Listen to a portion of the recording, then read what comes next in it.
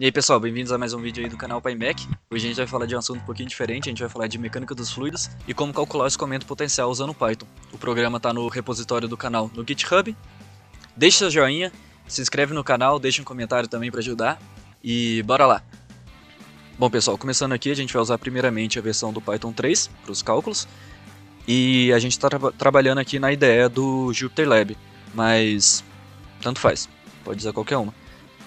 O objetivo aqui é calcular o escoamento em torno de uma oval de Rankine, que é essa geometria aqui que vocês podem ver, essa ovalzinha aqui. Então a gente vai tentar chegar até aí, usando teorias aí de mecânica dos fluidos. Como referência aqui, para o embasamento teórico, quem quiser se aprofundar um pouco mais e descobrir como que chega nas equações, porque eu não vou entrar tão a fundo assim, senão o vídeo vai ficar gigantesco. Eu recomendo aqui o livro de mecânica dos fluidos do Frank White, muito bom. E o desenvolvimento dos programas aqui foi feito baseado no curso de aerodinâmica clássica, do grupo Barba. Eu vou deixar na descrição o link para quem quiser conferir. Para as bibliotecas aqui a gente vai usar o NumPy e o matplotlib.pyplot. O NumPy aqui ele é usado para fazer cálculo numérico. Como a gente vai usar muitas funções do NumPy, eu importei aqui como um asterisco para a gente não ter que ficar chamando ele toda vez. E o matplotlib.pyplot eu chamei como PLT para facilitar aqui a plotagem. Bom, para fazer esses cálculos a gente vai ter que fazer algumas considerações importantes, porque senão a gente não tem resolução, o nosso problema não vai ter como resolver. O primeiro deles aqui é que a gente está trabalhando em regime permanente, ou seja, tudo aí é constante no tempo, não está mudando. Se a gente fosse trabalhar em regime transiente, aí acrescentaria várias e várias outras complicações que a gente não quer lidar com elas agora. Além disso, a gente está trabalhando com fluido incompressível, ou seja, independente da pressão, da velocidade, de qualquer parâmetro que seja, a massa específica é sempre constante. E isso é uma simplificação razoável de se fazer quando a gente está trabalhando com Mach baixa, ou seja, em velocidades baixas.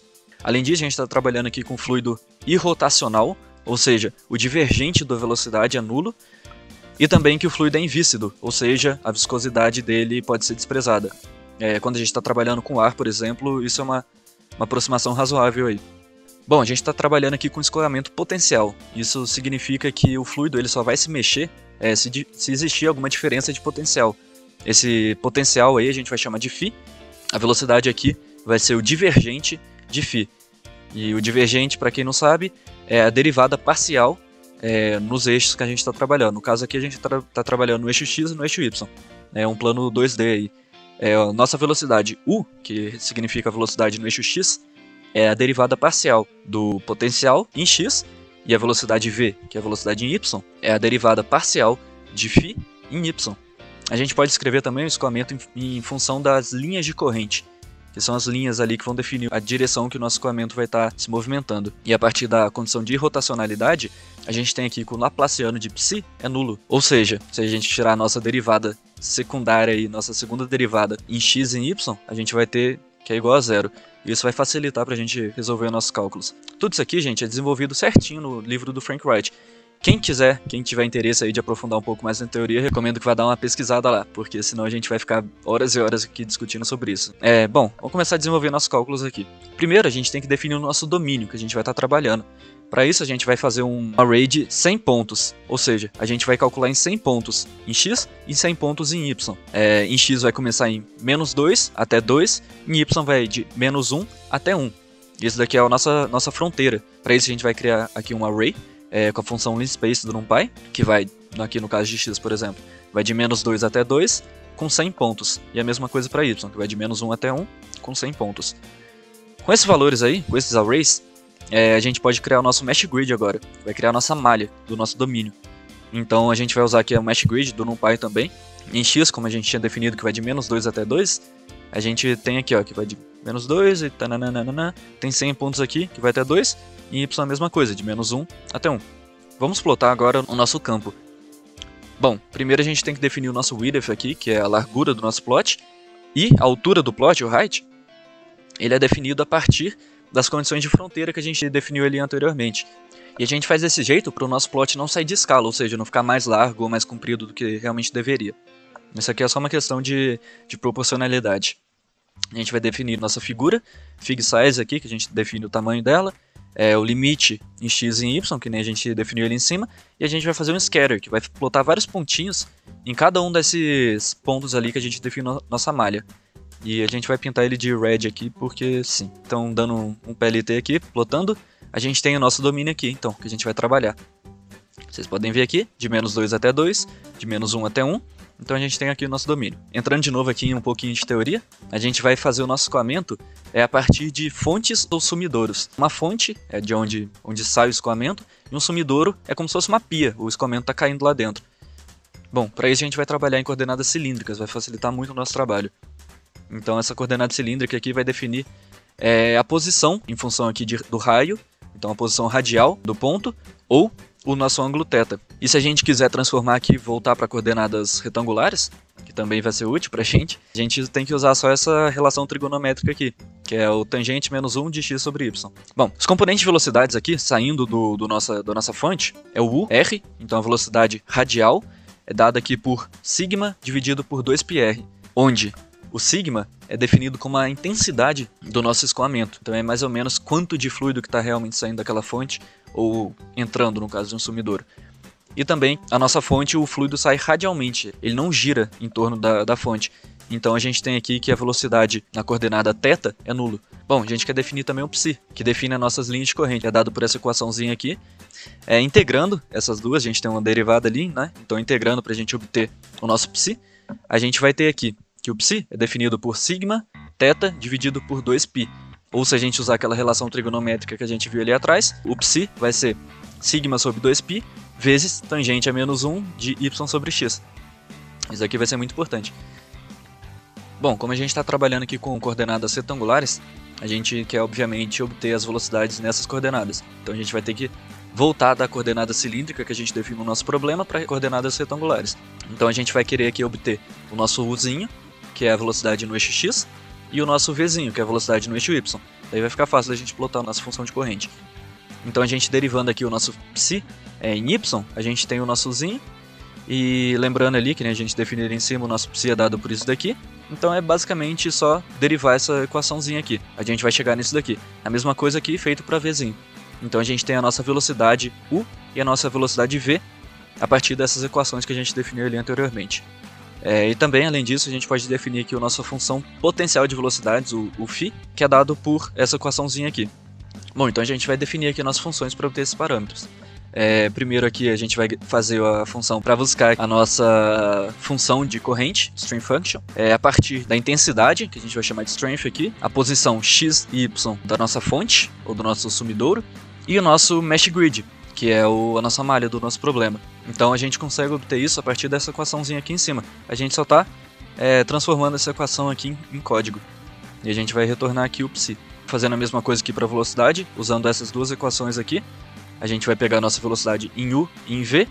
E também, se a gente quiser pegar o nosso potencial, a gente usa essa equação aqui do φ e devolve aqui. Então a gente usa ali a nossa função para pegar o φ e a gente só devolve aqui o nosso valor de φ. Isso daqui vai ser bem legal para a gente visualizar as linhas isopotência. Vocês vão ver como é que isso funciona daqui a pouco. Bom, agora plotando o resultado aqui com a função stringplot, desenhar várias setinhas ali, mostrando para onde que está direcionado cada ponto ali. Definindo aqui primeiramente a posição da nossa fonte, a gente vai falar que a gente quer uma fonte que esteja na coordenada x igual a 1 e y igual a meio. Isso poderia ser qualquer posição, tanto faz. E a intensidade da fonte é igual a 1, poderia ser um valor 10, 20, 30, qualquer valor aí.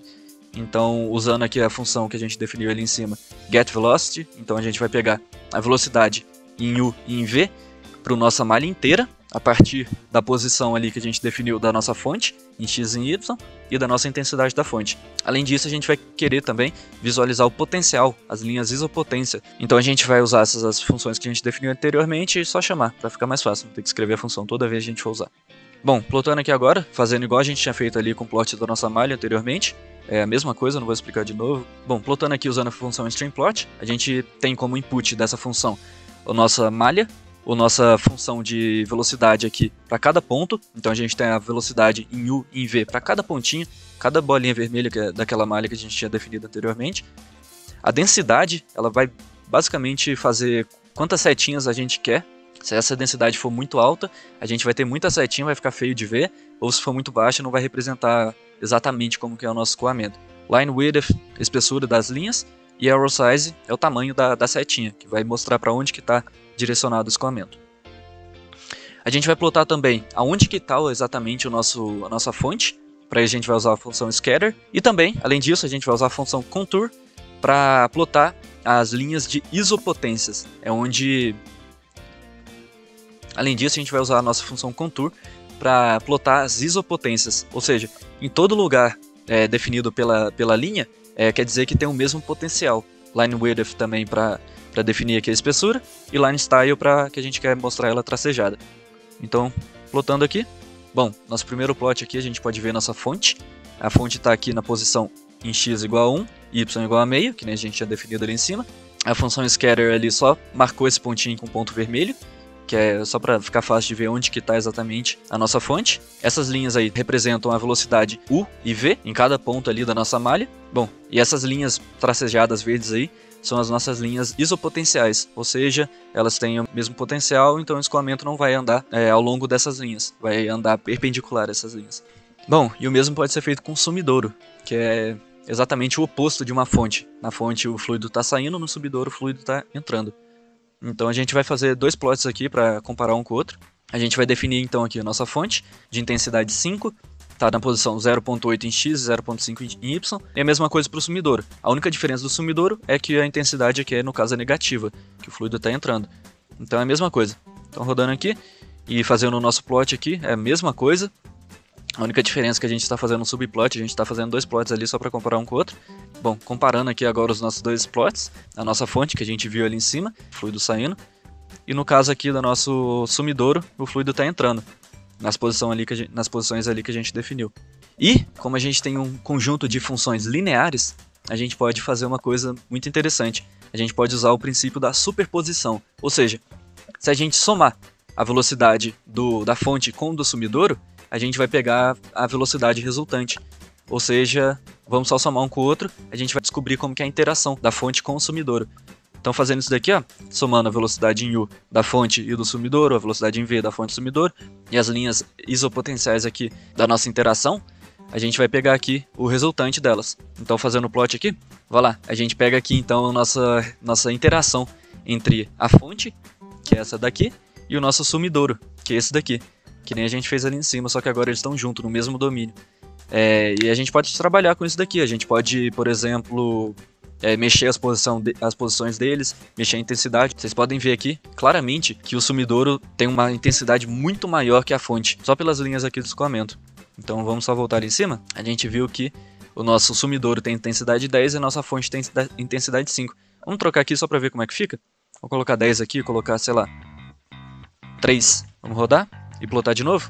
Pronto, olha aqui. Agora nosso sumidouro tem uma intensidade muito menor que a da fonte. E vocês podem ver aqui o resultado do plot. É bem interessante de ver. E a gente pode também fazer uma interação, não só entre fontes e sumidouros, mas com a corrente livre. Imagina que tem um vento ou um corpo em movimento num fluido. Então a gente pode usar isso para obter como que um corpo se comportaria, por exemplo, andando em relação a um fluido, por exemplo. Então vamos fazer a mesma coisa que a gente tinha feito lá em cima, gerando a nossa malha, agora com um pouquinho mais de ponto, só para deixar um pouco mais refinada. Definindo aqui nossa corrente de fluido, a gente vai fazer aqui, chamar de U_inf, ou seja, a velocidade que está vindo lá do infinito é igual a 1 em x. Vamos definir aqui então que a gente tem o nosso U_inf, a gente vai criar uma função do NumPy, o ones, né, que ele vai criar um array com vários unzinhos aqui, e multiplicar pela intensidade do nosso escoamento, que na verdade é 1 também, então a gente vai ter um array cheio de 1. E em V, a gente definiu aqui que a gente não quer que o fluido ande em Y. Então a gente vai ter um fluido andando da esquerda para a direita. Então a gente vai ter aqui que o nosso V é 0, todo o domínio. E a gente define também aqui a nossa função de corrente. Bem simples. Vamos plotar aqui? Acho que vai ficar mais fácil, fazendo aquele mesmo plot de sempre. Bom, a gente tem aqui nosso escoamento agora bem simples. Só andando aqui do lado de x negativo até x positivo. Menos 4 a 4 positivo, de y menos 2 até 2 positivo. E como foi definido anteriormente, a gente pode usar o princípio da superposição. Então a gente pode simplesmente criar uma fonte ali e fazer a superposição para ver como que é a interação da fonte com o escoamento livre, por essa equaçãozinha aqui. E também a gente vai ter um ponto de estagnação, que a gente vai chamar, que é onde a velocidade é nula. E isso vai ficar bem claro agora com esse plot. Definindo aqui então a intensidade da nossa fonte, a posição da nossa fonte, aquelas mesmas funções que a gente falou ali atrás. Bom, e fazendo a superposição aqui da velocidade e do psi da fonte e do escoamento, aqui pelo princípio da superposição, que nem a gente já tinha visto, fazendo o nosso plot ali, igual a gente já fez várias vezes, e definindo aqui a nossa linha de corrente, do mesmo jeito que a gente já fez, o ponto da fonte, da mesma maneira, a gente vai fazer um pontinho ali marcando onde está a nossa fonte.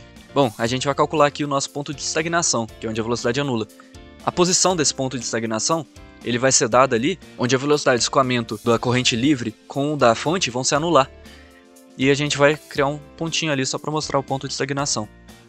A gente vai criar uma linha de divisão também, do escoamento livre com o da fonte. Isso vai dar uma propriedade bem interessante, porque ele vai dar uma geometria e a gente vai conseguir trabalhar em cima dessa geometria. Essa geometria poderia, por exemplo, ser um perfil de uma asa, poderia ser a nossa oval de Rankine, que é onde a gente quer chegar. A gente tem que ter uma fonte aqui nesse pontinho vermelho.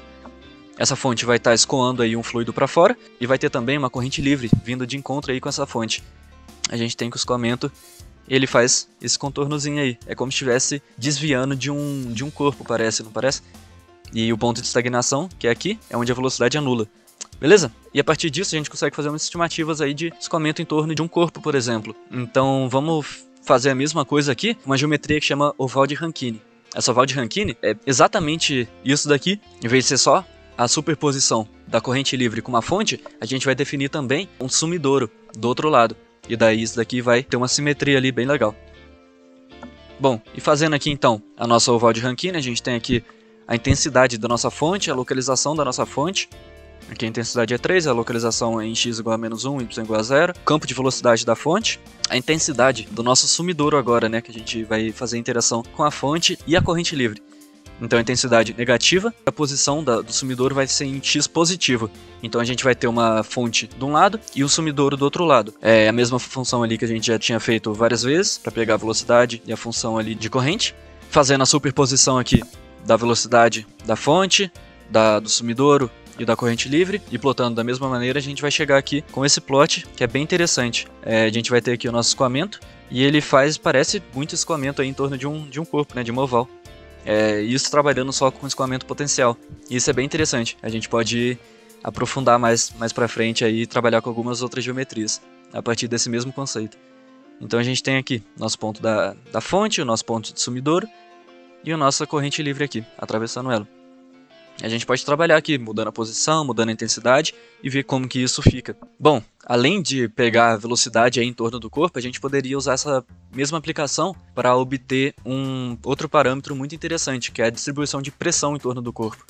E para isso a gente vai usar a equação de Bernoulli, que é essa daqui. Bom, quem já fez McFluid sabe o que eu estou falando, e não tem muito segredo por trás dela. A única ressalva, é que ela funciona para um fluido incompressível. Essa relação também só é verdadeira ao longo de uma linha de corrente. Isso é importante ter em mente. O coeficiente de pressão aqui é definido por essa equação aqui.